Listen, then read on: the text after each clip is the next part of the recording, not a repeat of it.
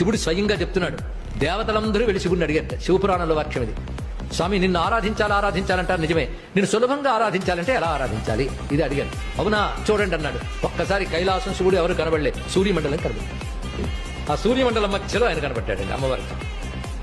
ఇలా సూర్యమండలంలో ఉన్నవరి ధ్యానిస్తారో వాళ్ళని నేను అనుగ్రహిస్తానని చెప్పాడు. ఇక్కడ ఇదే మాట పద్మపురాణం శివగీతలో చెప్తాడు. ఎవడైతే సూర్యమండలంలో నన్ను ధ్యానిస్తాడో వాడు చివరికి నాలోనే ఐక్యమవుతాడు అన్నాడు. ఇది కూడా సౌకర్యమే.